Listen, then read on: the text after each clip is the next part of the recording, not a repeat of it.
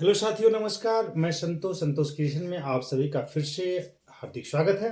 आइए आज ज्योमेट्री यानी कि ज्यामिति से कुछ क्वेश्चन और भी लेकर इसके कुछ कॉन्सेप्ट को क्लियर करते हैं, इसके कुछ पॉइंट्स को क्लियर करते हैं। आइए आज हम लोग वर्टिकली अपोजिट एंगल यानी शीर्षाभिमुख कोण के विषय में जानकारी प्राप्त करेंगे।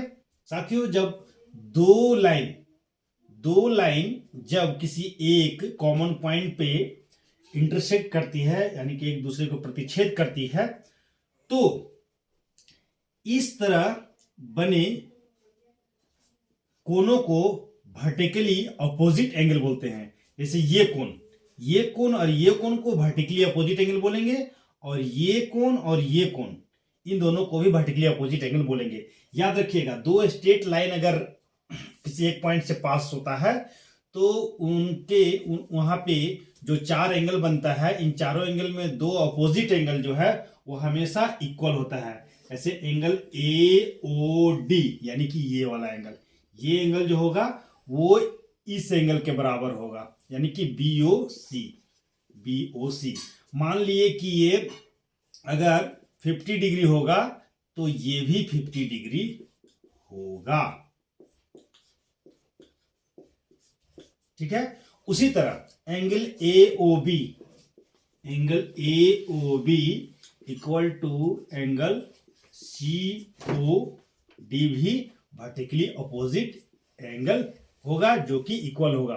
तो अब ये कितना होगा, तो ये होगा, ये 50 हुआ तो ये 130 होगा। तो ये 130 है तो इसका अपोजिट ये भी 130 डिग्री होगा। अब कहेंगे कि भाई 130 डिग्री कैसे हुआ, तो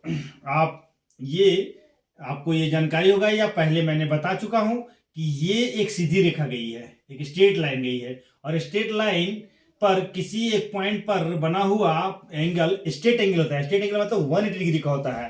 तो जब ये स्ट्रेट लाइन है और इस पे एक रे अगर मान लेते हैं कि यहाँ पे आ रहा है, तो ये दो भाग में 180 डिग्री काट रहा है। तो एक भाग अगर 50 डिग्री है तो दूसरा भाग 180 में से 50 डिग्री को माइनस कर दीजिए, तो 130 डिग्री हो गया।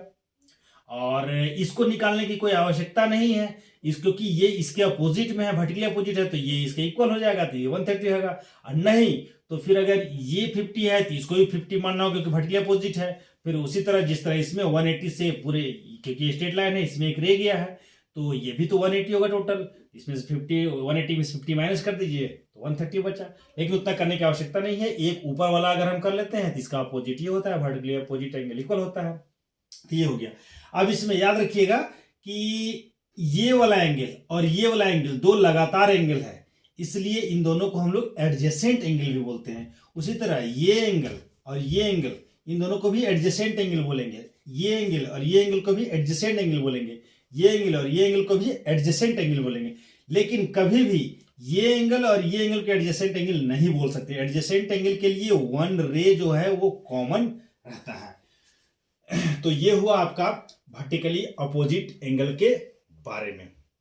तो आशा है बताया गया जो भी चीजें हैं वो आपको अच्छे भली भांति समझ में आई होगी। धन्यवाद।